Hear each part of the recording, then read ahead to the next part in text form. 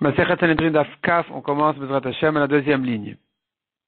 Amar Rabbi Yochanan Maïdirtiv, à quoi fait allusion le pasuk qui dit Rabot Banot Asu Chail, beaucoup de filles ont grandi et réussi, Ve'at Alit Al Kulana, mais toi tu es monté sur toutes, au-dessus de toutes.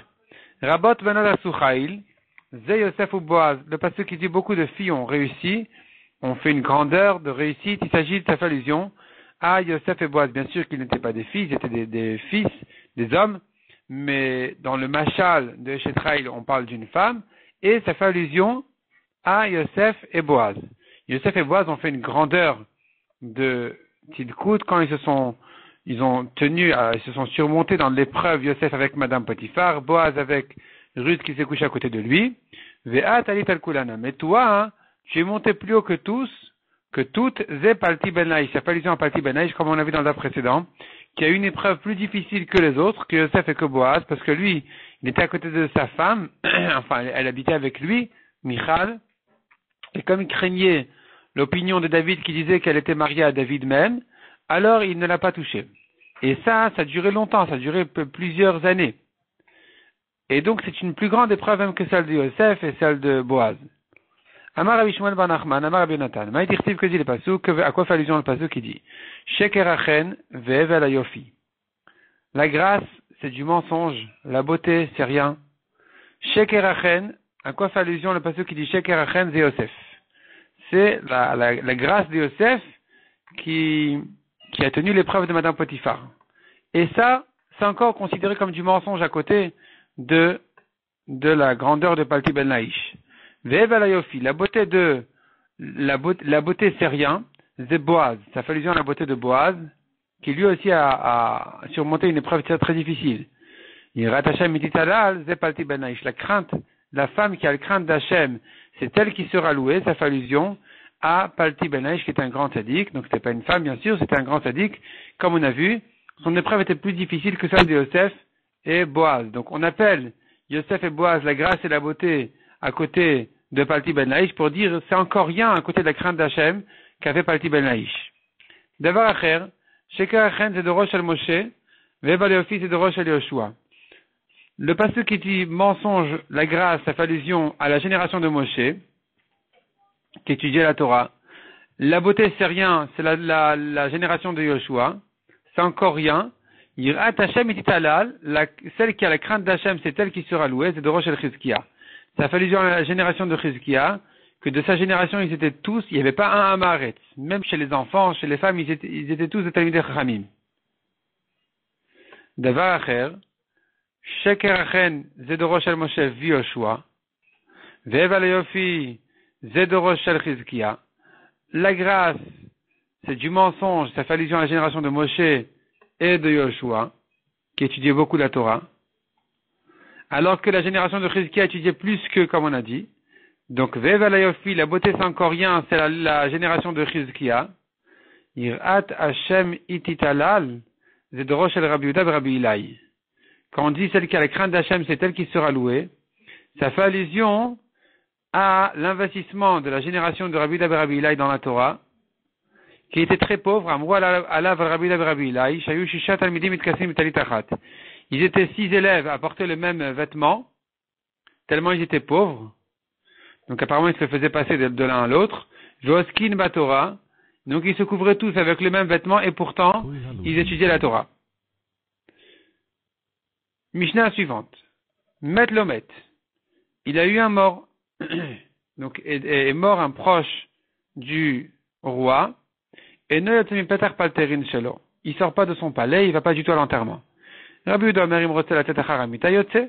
Rabbi Yehuda dit si le roi il veut, il peut sortir à l'enterrement, il n'y a pas de problème. Chez Ken Matinim et David, Shatzar Haramitato Shel Avner. Comme on voit concernant David qui est sorti à l'enterrement de Avner, chez Neymar, comme dit le pasuk, Vamelech David Oler Haramita, il suivait donc le cercueil. Amroulo, on a répondu à Rabbi Yehuda, Lo Haya Davar El Lefayes et Am. Non, il n'est sorti à l'enterrement, on n'a pas de preuve de là qu'un roi peut participer à l'enterrement. David n'est sorti à l'enterrement que pour calmer le peuple. Calmer le peuple qui soupçonnait David d'avoir tué Avner, d'avoir fait le coup d'envoyer Yoav, son chef d'armée, pour tuer Avner. Ce qui s'était passé en fait, c'était que Avner, un jour, en fait, comme ça, Avner, il était du côté de Shaoul. Avner est un grand sadique, il était quand même du côté de Shaoul, qui d'ailleurs lui aussi est un grand sadique, bien sûr. Et quand Shaoul a été tué à la guerre des Pélishtim, Avner a décidé de faire régner le fils de Shaoul, qui s'appelait Ishboshet. Après 2 ans et demi que Ishboshet était le roi soutenu par Avner, un jour il y a eu une petite dispute entre Avner et Ishboshet. Avner donc a décidé de rendre le pouvoir, la royauté complètement à David. Avner donc a envoyé un message à David comme quoi il est intéressé de faire la paix avec lui, de lui rendre tout le pouvoir et la royauté. Et David lui a fait confiance, a été d'accord de faire confiance à Avner et de ne pas le soupçonner de lui faire un coup en fait derrière le dos. Yoav a dit à David, comment est-ce que tu lui fais confiance? Il est en train de te faire un coup. C'est pas possible de lui faire confiance. Yoav donc est sorti de son propre initiative et est allé tuer Avner. Et les gens donc soupçonnaient David d'avoir tué Avner qui était un très très grand d'Israël. Et donc pour calmer les gens, à l'enterrement de Avner, David est sorti donc à l'enterrement, proche du cercueil, et il pleurait et il en voulait à Yoav de l'avoir tué. Et quand les gens ont vu combien David était vraiment, vraiment peiné de la mort de Avner, c'est là où ils se sont calmés. Donc le fait que David ait participé à l'enterrement de Avner n'est pas la preuve qu'un roi peut sortir à un enterrement. Ici c'est exceptionnel, c'est un cas spécial.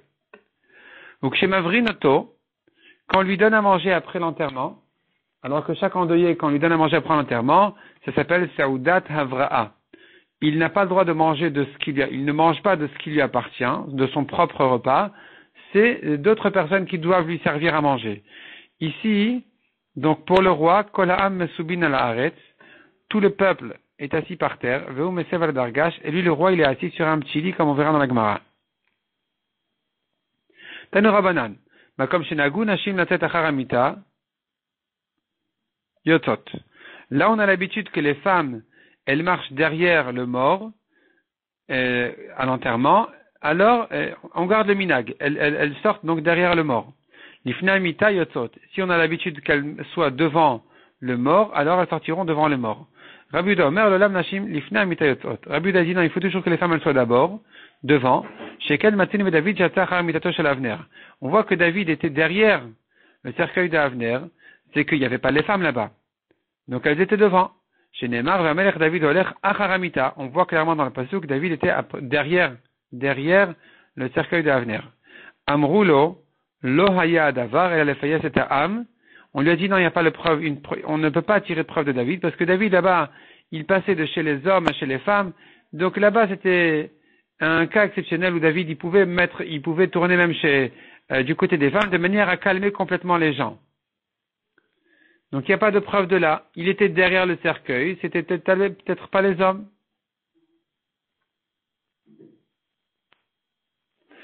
Venit païsou, effectivement le peuple s'est calmé.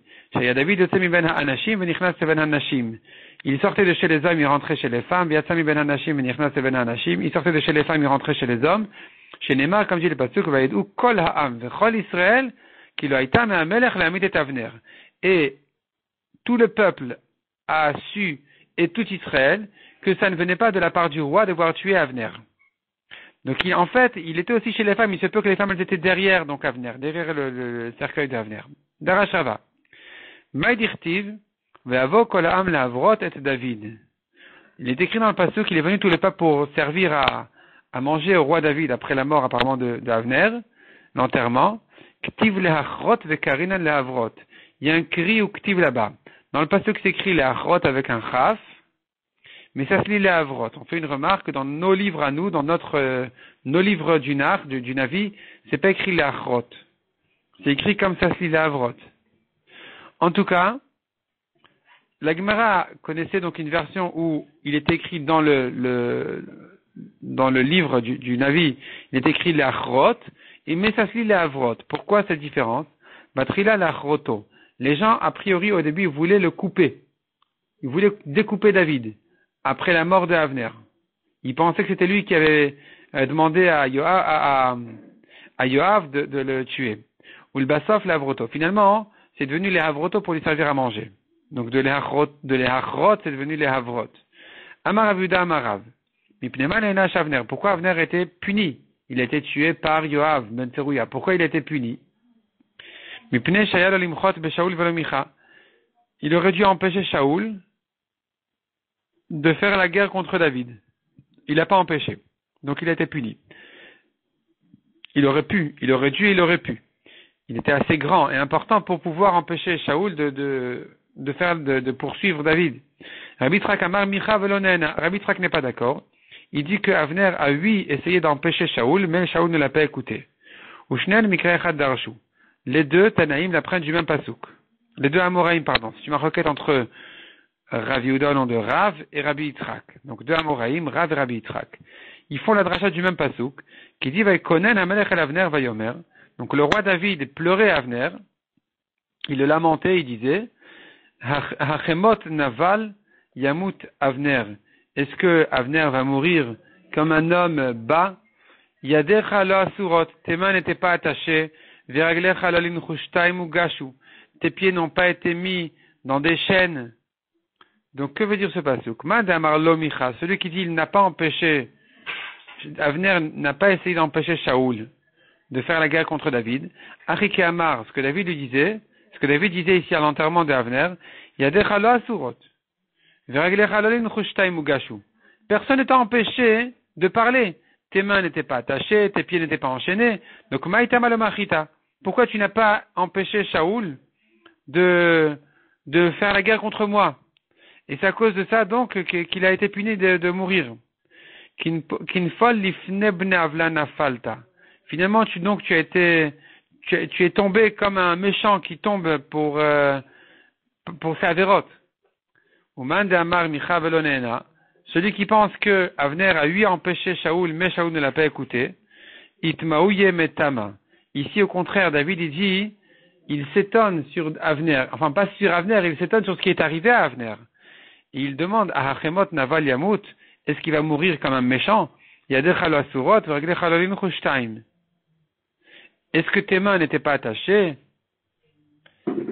Est-ce que tes pieds n'étaient pas... Pourtant, tes mains n'étaient pas attachées, tes pieds n'étaient pas enchaînés, donc tu as fait ton maximum. Puisque tu as empêché Shaoul, pourquoi tu es tombé comme un rachat? Et en fait, il dit ça en pleurant, en regrettant, c'est pas par peine qu'il dit ça. Donc finalement, c'est une marloquette, est-ce que vraiment Avner a empêché Shaoul ou pas? D'après celui qui dit qu'il a empêché, Avner a fait son maximum pour empêcher Shaoul, mais Shaoul ne l'a pas écouté. Alors pourquoi il était puni? Amar Rav Nachman bar Yitzchak, Sheshaha Malchut Bedavid Shteshanim Umerta, parce qu'il a retardé la royauté de David pendant 2 ans et demi, le temps de lui rendre complètement le pouvoir à David, depuis la mort de Shaoul jusqu'à ce que David a été officiellement nommé roi par Avner. Il y a 2 ans et demi qui sont passés pendant lesquels Avner a essayé de laisser le pouvoir au fils de Shaoul, la royauté au fils de Shaoul, donc il était finalement puni sur ces 2 ans et demi. On a vu quand on sert au roi à manger après l'enterrement, alors tout le monde s'assoit par terre, mais lui il est assis sur le dargash. Maï dargash, qu'est-ce que c'est que ce dargash? Amaroula arsa de galda, c'est le lit du mazal. Dans chaque maison il y avait un petit lit de mazal, un lit qui ne servait pas à se coucher dessus, ni à s'asseoir dessus. On appelait ça le lit du mazal, c'est pour un bon mazal, en tant que bon siman. Et donc, c'est ce qu'on appelle le dargash, sur lequel le roi il s'assoit. Il s'assoit quand il est en deuil. Amré le Rabbanan de Oula. Les Chachamim ont demandé à Oula. Miika mide, y a-t-il une chose? Dadaïdna lo otvine. Jusqu'à présent, on l'a pas assis dessus. V'ashtam otvinade. Et maintenant, il va s'asseoir sur ce dargash. C'est pas un lit qui sert à s'asseoir dessus. Matkifla Rava Maikushia. Quel est le problème? Demande Rava. Dilma, peut-être. Mide de avach, il a ushtia. De même que pour manger et boire, jusqu'à présent, on ne sert pas au roi à manger et à boire. Il est assez riche pour manger de lui-même. Et maintenant qu'il est en deuil, il faut que ce soit quelqu'un d'autre qui lui serve à manger et à boire. Donc ne t'étonne pas qu'il y aurait peut-être aussi un minak de Avelim, que le roi doit s'asseoir sur le lit du Mazal. Qu'est-ce qu'il y a? Et là, il cache à Kasha. La Kasha que nous avons sur cette traduction, cette définition de Dargash, c'est un autre problème que nous avons. Il est écrit ailleurs, concernant un Havel, Dargash enot tsarich lirpoto. Malgré que l'endeuillé, le Havel, il doit retourner tous ses lits, il les met à l'envers, on n'a pas l'habitude de le faire aujourd'hui, mais du temps de la Gemara, il y a la rote claire dessus, qu'il faut retourner tous les lits de la maison. Eh bien, concernant le Dargash, enot tsarich lirpoto, et la zokfo, il suffit de le dresser, de mettre ce lit debout, c'est pas la peine de le retourner complètement. Si vraiment il s'agit du lit du Mazal, pourquoi ne pas le retourner vers Tanya? À Kofet Mitato. Pourtant, on a appris que celui qui doit retourner son lit, lo mitato bilvad ou kofé, la kol mitat sheyesh lo betor beto ou kofé. Ce n'est pas que son propre lit à lui-même qui doit retourner, mais même tous les lits qu'il y a dans sa maison, il doit tous les retourner. Donc celui-là aussi, le lit du Mazal aussi, il aurait fallu le retourner. Si vraiment c'était le lit du Mazal, pourquoi ne pas le retourner? Pourquoi le dresser uniquement? La Gemara dit Maïkouchia, quel est le problème? Dilma, peut-être. Middava mitami uchelet kelim. Peut-être que, de même qu'il en est pour un lit réservé, un lit qui sert à des kelim, à des objets, on pose dessus toutes sortes d'objets. Des ktane mitami uchelet kelim. Notarich richpota. La lacha dit que s'il a un lit qui sert en fait à poser dessus des affaires, on n'a pas besoin de le retourner. Donc le lit du Mazal aussi, il se peut que ça ne fasse pas partie des lits qu'on doit retourner. Il suffit de le dresser. C'est pas non plus une kashia sur notre définition de dire que Dargash est égal au lit du Mazal. Et la kashia à kashia. La kashia que nous avons dessus est une autre kashia. Rabban Shimon ben Gamliel Omer. Dargash, matir karvitin vonofel melav. Nous avons une marloquette concernant le Dargash du Havel. Est-ce qu'il faut le dresser? Ou bien, selon Rabban Shimon ben Gamliel, même ça c'est pas la peine. Rabban Shimon il dit, matir karvitin, il détache ses ficelles, vonofel melav. Et il tombe de lui-même, il tombe tout seul. Donc la Gemara le comprend. Donc il y a le cadre du lit lui-même qui tient, donc c'est les pieds et le cadre du lit qui tiennent. Mais il y a en fait le support du matelas. Il suffit de détacher ses ficelles et il tombe, ça tombe tout seul. Le support du matelas il va tomber tout seul. Si vraiment il s'agit du lit du Mazal, car vitin mitle, est-ce qu'il a ses ficelles qui servent à le tenir? C'est pas comme ça qu'on le fait.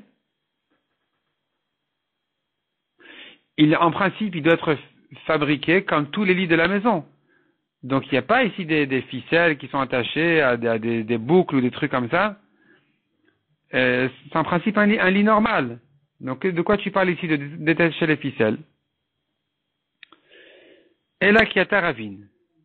Amar. Quand Ravin est venu, il a dit. Amar Liaoum Rabanan, Rav Tachlifa Shme. Il m'a dit un chacham qui s'appelle Rav Tachlifa. Davashriach Beshuka de Gildae. Et il avait l'habitude de fréquenter un marché de cordonniers. Vers Marley, Maï Dargash, il a dit, qu'est-ce que c'est que Dargash? Arsad et Tzala.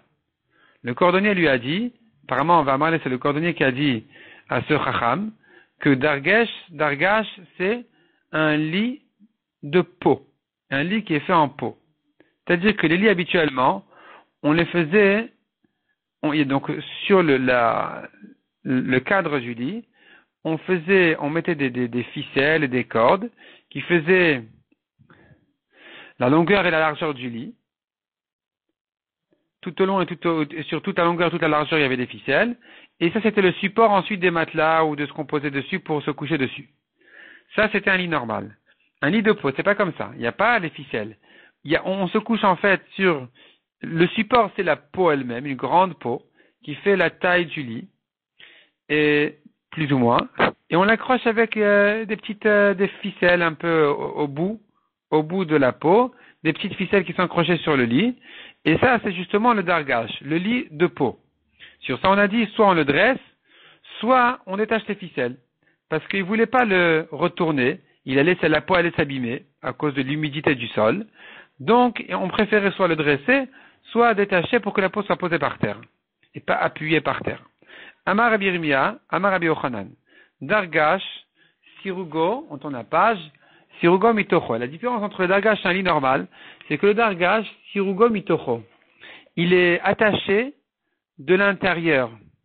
C'est-à-dire qu'il y avait des trous dans le cadre du lit, dans lesquels on rentrait les ficelles qui étaient attachées à la peau, et on faisait des nœuds. On attachait comme ça la ficelle, qui était donc en fait au milieu de l'épaisseur du cadre du lit, dans les trous du lit. Par contre, Mita, un lit normal, Seruga Me'al-Gaba. Comment elle était attachée, fabriquée, on mettait, comme on a dit, des cordes sûres qui font le tour du cadre du lit, sur la longueur, sur la largeur. Métivé, on objecte. Nous avons une Mishnah dans Masechet Kelim, qui dit, Kle-etz, mais matin mekavlin tuma. À partir de quand un ustensile, un objet en bois, reçoit de la touma? C'est-à-dire, à partir de quand je considère qu'il est fait, il est fini, dorénavant il peut recevoir de la touma. Amita ve'arissa, le lit, ou un lit de bébé, Rachid traduit ça par berceau, presque, en français, Mishei Shufem be'oradag, depuis qu'il le lisse en le frottant avec la peau du poisson. Ve'imita mesureget malgaba, si tu as raison de dire que le lit, c'est en fait des cordes qui font le tour du cadre du lit, alors on ne voit plus le cadre du lit. Alors l'amali shifat oradag, pourquoi le frotter? De toute façon on voit que les ficelles, on voit pas le bois lui-même. Donc si tu me dis qu'il faut lisser pour le finir joliment, c'est que on doit voir apparemment le bois. Et la havea mitocho. La Gemara corrige et dit en fait les deux. Le dargash et le lit normal, les deux, c'est un système qui rentre dans les trous. C'est des ficelles qui rentrent dans les trous du cadre du lit. La différence quand même elle est, mita aoule ve'afuke bebizione. Le lit, c'est qu'on rentre dans les trous du cadre du lit, on fait rentrer et sortir la ficelle, et c'est comme ça que on en fait un support finalement donc on fait rentrer et sortir tout au long de la longueur ou de la largeur du lit, et ça devient un support du matelas. Par contre, dargash aoule ve'afuke be'avakta. Concernant le dargash, c'est un peu différent parce que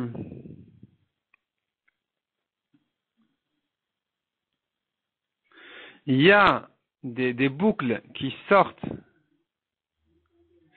des trous du lit et on attache les ficelles de la peau dans ces boucles-là. Et donc, on voit encore le bois, c'est pour ça qu'il était question de le lisser.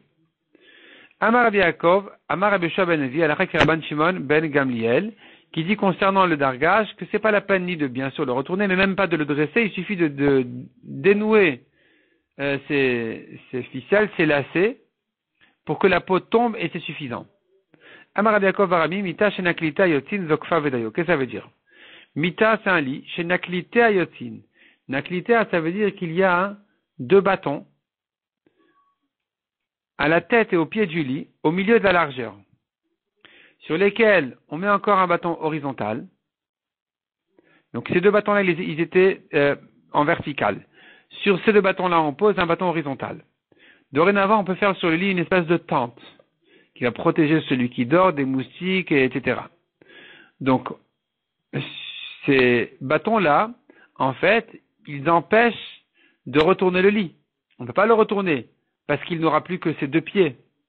Qu'est-ce qu'on fait? Zokfa vedayo. Il dresse le lit et ça suffit. Une fois que le lit est debout, ça suffit. Il est dressé, en fait, ça veut dire qu'il s'appuie sur sa largeur, sur les pieds ou sur la tête, mais en tout cas, on n'a pas besoin de le retourner quand on n'a pas vraiment moyen de le faire. Mishnah suivante. Le roi, il peut déclencher une guerre qui n'est pas une guerre de mitzvah, selon le bedin des 71. Deuxièmement, un roi peut casser des murailles de propriété privée pour se faire un chemin pour arriver à ses champs ou à ce qu'il veut, et personne ne va l'empêcher. À ses champs, à son champ, à sa vigne. Donc il va finalement se permettre de traverser des champs privés pour entrer chez lui, et personne ne peut l'empêcher. Derech HaMelech, troisième halacha, le chemin du roi, en lo shiur, n'a pas de mesure. N'a pas de mesure, donc il peut raser les champs pour ça.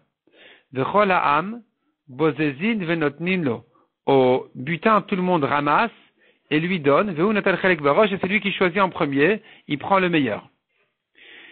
Demande à Gemara, Tanina Chadazina, que vient nous apprendre notre Mishnah ici? que le roi, il fait des guerres selon le Bedin des 71. On l'a déjà appris dans la première Mishnah de la Masechet, enfin dans le premier Perek de la Masechet. Dans une Mishnah qui disait, En motin et milchemet areshut. Et l'alpi Bedin, shel shivim ve'echad. On ne sort à une guerre qui n'est pas une guerre de mitzvah que selon le Bedin des 71. Répond la Gemara. Donc pourquoi cette répétition? Répond la Gemara, Aïdé de Tana Kolmil et de Meler, puisqu'on a enseigné les autres à la fois du roi, Tananami motin et milchemet areshut, c'est pour ça qu'on a enseigné au passage, on a rappelé cette halakha aussi, que pour sortir à la guerre, il faut 71 de Bedin, de Sanhedrin.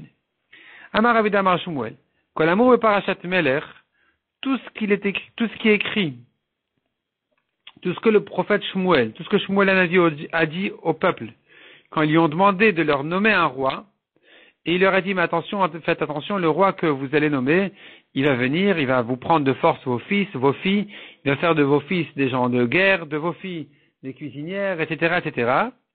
Et donc, il leur a décrit de quoi le roi aura l'air, en fait, pour les décourager un peu, pour pas qu'ils aient envie de nommer un roi, disons. Eh bien, toutes ces autorités que le roi peut prendre de force, qui sont écrites dans la paracha de Shmuel là-bas, Melech Mutarbo, le roi a le droit a priori de le faire. C'est pas uniquement une menace, faites attention, est-ce que vraiment vous voulez un roi, tenez compte du fait qu'il pourra vous prendre de force. Non, c'est vraiment comme ça. Le roi, a priori, halachiquement, a le droit de faire toutes les choses qui sont citées là-bas dans les psukim. Rav Amar lo nemra parashazol alayem alem. Rav n'est pas d'accord, il dit non.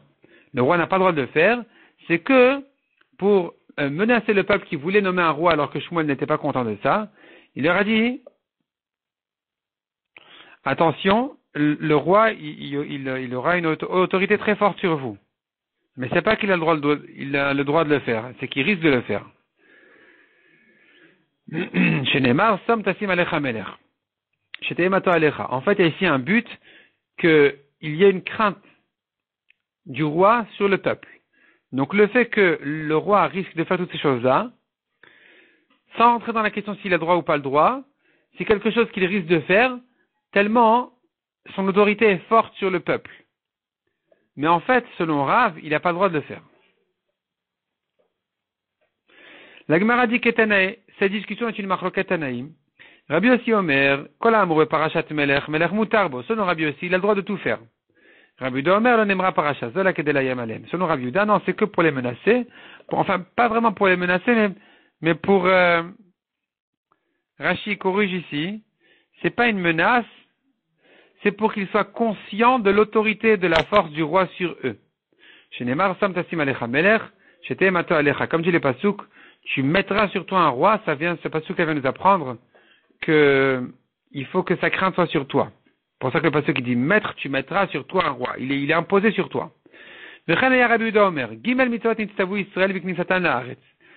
Israël ont eu 3 mitzvot en rentrant en Israël. Premièrement, l'ami de la Melech, de nommer un roi. Donc selon Rabbi Yehuda, au contraire, c'était une mitzvah de nommer un roi. Deuxièmement, Ulhachrid Zarosh al-Amalek, d'anéantir la descendance de Amalek. Troisièmement, Velivnot Lem Bet Abrira, de construire le Bet Amikdash. Rabbi Norai Omer, Lo Nemra Parasha Zo,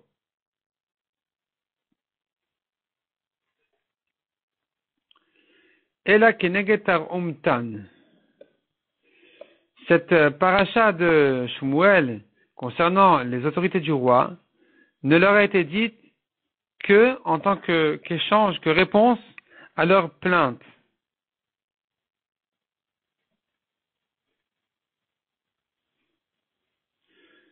Chez Nehemar, Ve'amarta asima alay melech vegomer. C'est-à-dire que la Torah n'est pas contente du fait qu'ils veuillent se nommer un roi pour être comme des goïms, à faire des guerres et tout ça, alors qu'ils ont un guide, un juge, qui était en général le prophète. Et donc, sur ça est venue la paracha de Shmuel en tant que reproche. Sachez que le roi, c'est pas aussi idéal que ce que vous croyez. Taner Rabbi Eliezer Omer, Kenim Shebador, Kaogan Shalou. Rabbi Eliezer, il dit, regarde, en fait, ça se partage en deux. Quand ils ont réclamé un roi, il y avait 2 niveaux. Il y avait les Kenim Shebador, les anciens de la génération, qui ont bien demandé le roi. Ils ont demandé correctement. Chez Neymar, Nalanu, Melech, Leshoftenu. Ils lui ont dit, donne-nous un roi qui nous juge. Donc, pour mettre de l'ordre. Aval Ameharetz Sheben Kilkelu. Mais ce sont les Ameharetz qui ont abîmé en demandant un roi pour faire les guerres comme tous les goïms. Chez Neymar, Vaïnu Gamanachnu Kechol Goïm, Ushfatanu Malken Veata Lefanenu. Donc, ils demandaient un roi comme tous les goïms pour aller pour les juger et sortir en guerre. Tania Rabbi Yossi Omer, Shalosh mitzvot nistavu Israël b'knisatana. Arrête 3 mitzvot ont eu Israël en rentrant en Israël. Premièrement, l'ami de la Melech, de se nommer un roi. Deuxièmement, l'achid zarosh al Amalek, de détruire complètement la descendance d'Amalek. Troisièmement, Velivnot la Bet Abriha, de construire le Bet Amikdash. Venyoda ezemen trila, je ne sais pas quelle est la première mitzvah. Keshu Omer ki yad al kes ka milchama la Hashem ba'Amalek. Quand le pasuk dit Kiyad al-Kes, la main d'Hachem, al-Kes Hachem, sur son trône, la guerre d'Hachem contre Amalek. Et Veomer l'ami de la Melech Trila. Tu vois de là que la première mitzvah, c'est le roi. D'où je sais. Parce que c'est écrit le trône. Kes, la chaise, le siège. Ven qui c'est la Melech. Le siège, ça fait allusion au roi. Chez Neymar, Veyeshav Shlomo al-Kiseh Hachem, les Melech. Comme dit le pasuk, Shlomo était assis sur le siège d'Hachem comme roi. Le trône d'Hachem comme roi. Donc j'ai appris déjà que la première chose à faire, c'est nommer un roi. Mais, en fait, le roi juif, selon la Torah, quand il est nommé correctement, son rôle à jouer, c'est en fait d'être le représentant de la royauté divine sur terre. Donc c'est la première chose à faire. Deuxièmement, soit détruire, soit anéantir la descendance d'Amalek, soit construire le Beth Amikdash, je ne sais pas qu'est-ce qu'il faut faire d'abord. Donc, Eni Odea, je ne sais pas. Il me dit, non, un Beth Abriha Trila. Est-ce que d'abord construire le Beth Amikdash? Ou l'Achid Zarosh el Amalek Trila. Ou d'abord, d'anéantir la descendance d'Amalek. Keshu Omer, quand dit le Pasuk, Ve'eniach lachem mikol evechem ve'gomer, ve'aya makom asher yivchar Hashem.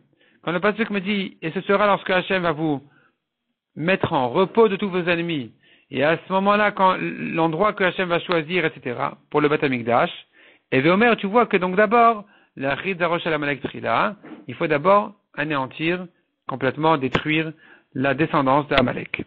Vechen ve David ou Omer, comme dit le pasuk concernant David, Vahi ki Hashav Amelech David Vetor, et ce fut quand le roi David était assis dans sa maison, Vachem eniach lo misaviv, et qu'Hachem lui a donné le repos tout autour de tous ses ennemis. À ce moment-là, il voulait construire le Beth Amikdash. Donc d'abord, il faut faire la guerre contre Amalek. Uktiv, et après ça, Vayomer Amelech al Natan Hanavi, le roi David a dit au prophète Nathan, Re'ena anochi yoshev bebet harazim vegomer. Regarde, vois bien, moi je suis assis dans une maison de cèdre, alors que Akadosh Baruch Hu n'a pas encore le Aaron d'Hachem n'a pas encore de place. Et donc tu vois qu'il était question maintenant de construire le Beth Amikdash. Amar Resh Lakish. Batrila Malach Shlomo al Elyonim. D'abord, Shlomo régna sur le ciel, sur les Elyonim, sur les Malachim, sur les anges, enfin sur toute l'armée céleste. Chez Nehemar, Vayeshav Shlomo al-Kiseh Hashem, comme dit les pasuk, Shlomo était assis sur le trône d'Hachem. Donc, Ulbasof, mais après quand il s'est marié avec des goyotes, Malach al Tartonim, il ne régnait plus que sur terre. Chez Nehemar, Kihu Rodeh Bechol Ever Anahar, Mitifsach Vadaza. C'est lui qui commandait sur toute la terre depuis Tifsach jusqu'à Aza. Rav Shmuel, Chadamar Tifsach Vesof Olam Ve'aza Vesof Olam. Ils sont marloqués là-dessus. Un dit que Tifsach c'est au bout du monde et Aza c'est à l'autre bout du monde. Le Chadamar Tifsach Ve'aza Bada Adada Avuyatvu. Et l'autre il pense que Tifsach et Aza sont deux villes une à côté de l'autre. Et le pasuk vient te dire, Ukeshem Shemalach al Tifsach Ve'alaza, de la même manière qu'il régnait facilement sur Tifsach et Aza, Kach Malach al Kol Alam Kulo, de la même manière il régnait facilement sur le monde entier. Ulbasof, et plus tard encore, le Malach el al Israël, il ne régnait que sur Israël. Chez Neymar, Ani Kohelet Haïti Melach al Israël. Ulbasof, et ensuite, le Malach el al Yerushalayim. Chez Neymar, d'Ivre Kohelet ben David Melach Yerushalayim. Il ne régna que sur Yerushalayim, comme dit le pasuk, les paroles de Kohelet, fils de David, donc c'est Shlomo, roi de Yerushalayim. Ulbasof le Malach el al Mitato, finalement il ne régnait que sur son lit, chez Neymar Ine Mitato chez Shlomo. Voici le lit du roi Shlomo, donc il ne régnait que sur son lit. Ou le bassof le malach el al maklo, et finalement même de son lit il a été rejeté. Il ne régnait que sur sa canne. Chez Neymar, zehaya chelki mikol amali. Ceci était ma part de tout mon travail. Qu'est-ce qui lui restait? Rav ou Shmuel, Chadamar Maklov et Chadamar Gundo. Un il dit c'est son bâton, c'est sa canne, et l'autre il dit c'est son talit, c'est son habit. Demande à Gemara, Hadar ou le Hadar? Est-ce qu'il a retrouvé sa royauté ou pas? Rav ou Shmuel sont en discussion. Chadamar Hadar et Chadamar le Hadar. Un il dit il a retrouvé, il est revenu, donc revenu régner, et l'autre il dit non. Mandamar le Hadar, celui qui dit il n'est pas revenu régner, il pense Melech ve'Ediot, que Shlomo était roi, puis ensuite un homme simple. Mandamar Hadar, celui qui a dit qu'il a retrouvé sa royauté, il pense Melech ve'Ediot ou Melech. Il était roi, puis ensuite il était rejeté, donc il n'était qu'un homme simple, et ensuite il est revenu être roi. La Gemara fait allusion à l'histoire qui est racontée dans Masechet Gittin, que le roi de Shindalet, le roi de Shedim, avait rejeté Shlomo de son trône.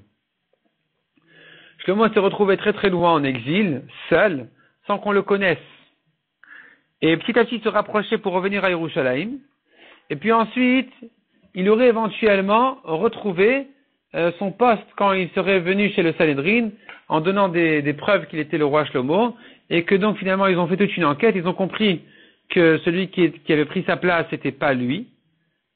Toute une histoire là-bas concernant le Beth Amikdash, la construction du Beth Amikdash, que Shlomo voulait prendre chez les Shedim, il voulait leur prendre quelque chose, et donc il a rencontré le roi, il a envoyé Benayo Bani Yehuda. Finalement, le roi, il est venu, il a rejeté Shlomo de son endroit, de son palais, et c'est sur ça que la Gemara nous ramène ici les marloquettes. Est-ce que Shlomo finalement a réussi à revenir, à retrouver sa place? Oui ou non? Ça c'est la marloquette de Rav Shmuel. Un il dit non, il n'a pas retrouvé sa place, et l'autre il dit oui, il a retrouvé sa place. C'est ce qu'on dit Melech ve'Ediot ou Melech. Il était roi, puis ensuite un homme simple, puis ensuite il est redevenu roi.